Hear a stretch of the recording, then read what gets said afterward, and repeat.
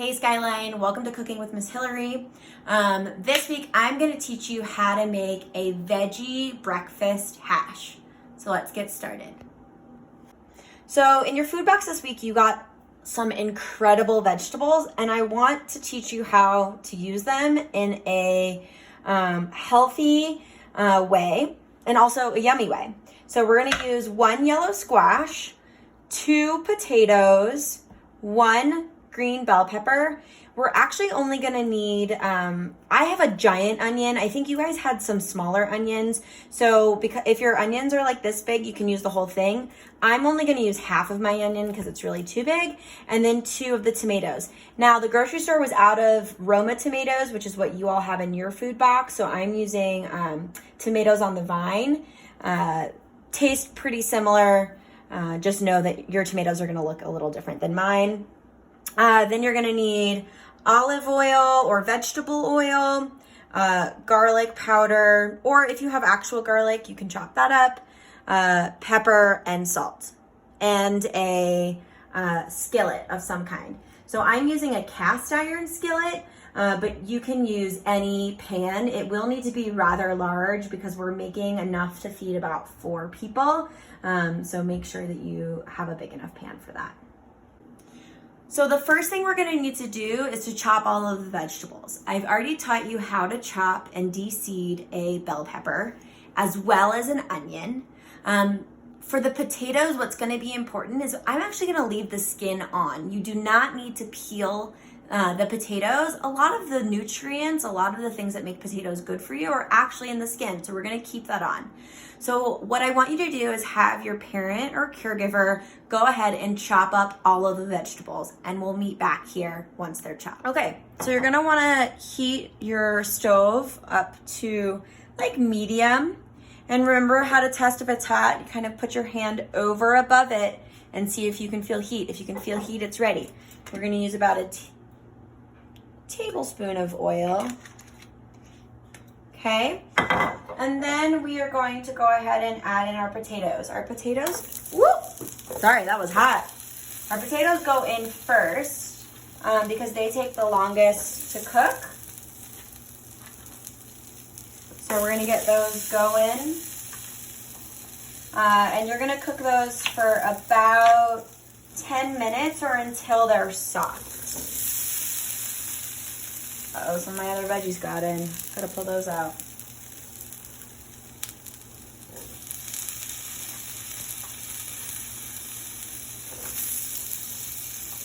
So you're just gonna keep an eye on these guys and stir them around occasionally. So it's every couple of minutes. You don't have to stir constantly. I got a lot of potatoes here.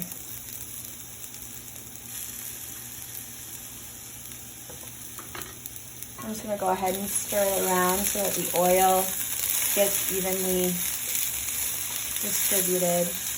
You don't want it to stick to the bottom of the pan. If it starts sticking, you can add some more oil. Like I can see already, but I'm probably going to need a little bit more oil so it doesn't stick. So I'm going to go ahead and add that now.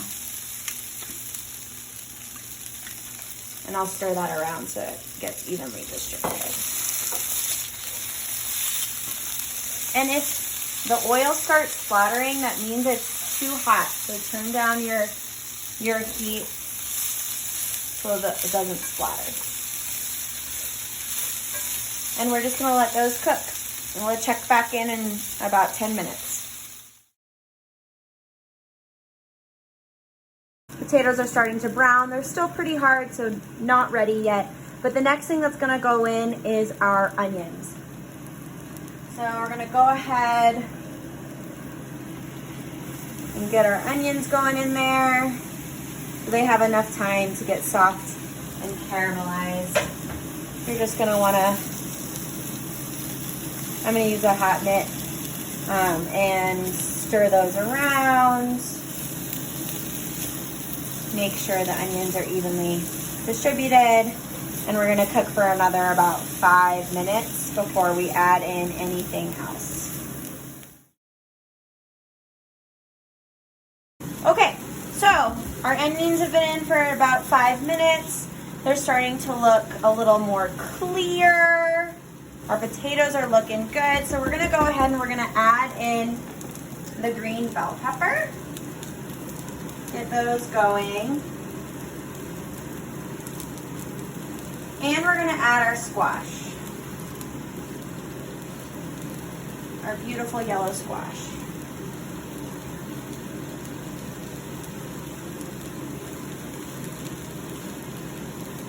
Okay, so then what we're gonna wanna do is go ahead and add in our pepper. Remember, mine comes out fast, so I gotta be careful. We're gonna use just about a teaspoon of pepper, some garlic, about a teaspoon's worth. If you really like garlic, you can do more. And then I always do my salt in my hand. You can always add too, if you like spice, you can add paprika, you can add cayenne. And we're gonna go ahead and stir all of that around.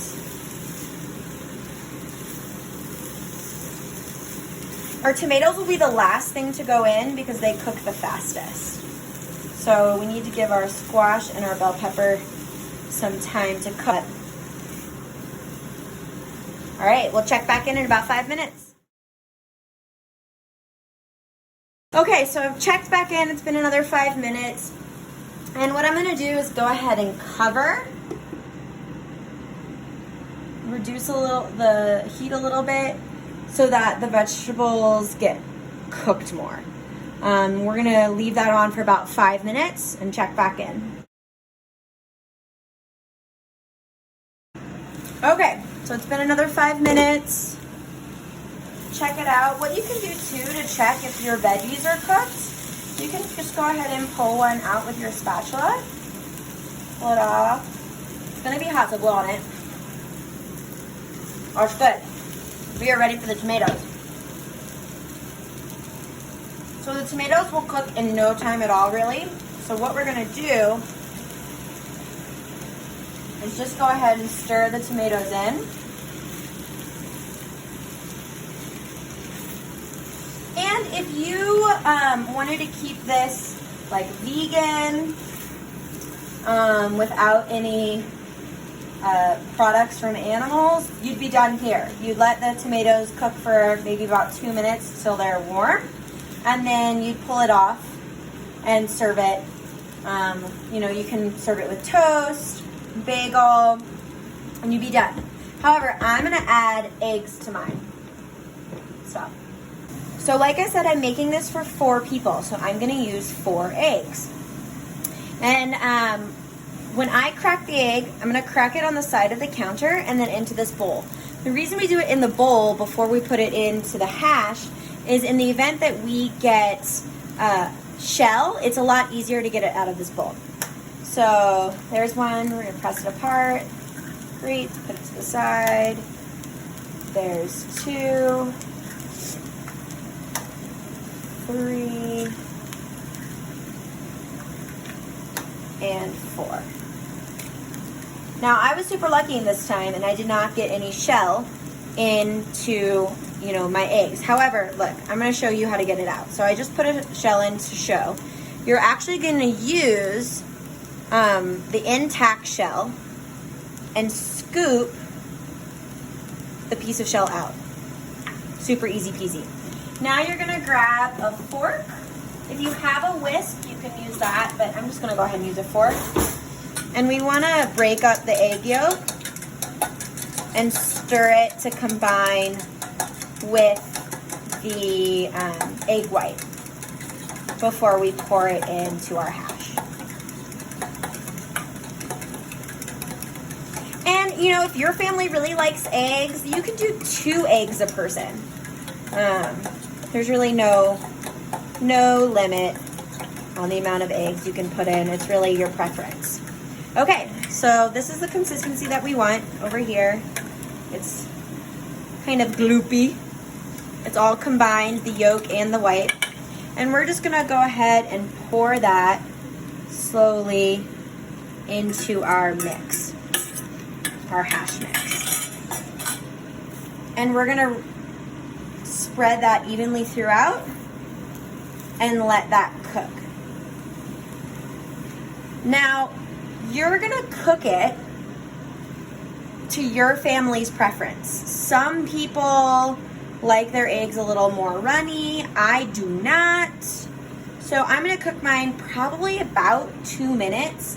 And I'm gonna be really honest with you guys. Cooking is not like baking. It is not an exact science, right? So when I'm telling you, okay, we waited 5 minutes for this, 5 minutes for that, it might be shorter at your house, depending on the kind of pan you're using, or it could take longer. So cooking is a lot more about testing and tasting and figuring out kind of what else you need. You might taste this and say, it needs more salt. I like it a little more salty. Or you might taste it and say, you know, it needs more garlic. So for the hash at this point, we are gonna wanna stir constantly until the eggs are cooked. I'm gonna go ahead and bring my heat up a little bit more too. And if you want, you can use your lid to cover. So I'll cover it for a minute or so and see what happens. All right, ooh, that looks beautiful. Our eggs are just about done. If you have cheese, this would be a really great time to add cheese in, get it melty. I also want to mention, if you have like hot dogs or sausage or bacon, you can add that in too. Usually, you know, with hot dogs you have to cook before. So if you had wanted to put a hot dog in, you would need to put it in probably at the step where you put the bell peppers in. If you want to use like sausage is usually cooked already, so you can add that in at any step. Really, it doesn't have to be cooked all the way through. And bacon, if you want to use bacon, I would actually go ahead and say you cook that separately and add it in at the very end. So we are done. We're gonna go ahead and turn off our stove and serve this yumminess up. I'm gonna eat mine with hot sauce. I know a lot of people like ketchup on their eggs. Ketchup would work great too. And I'm gonna go get a bagel. And there you have it. You all also got some really amazing fruit in your boxes this week. So I would recommend that you cut up either the apple or the orange or the plum and have that along with this as well. And there you go.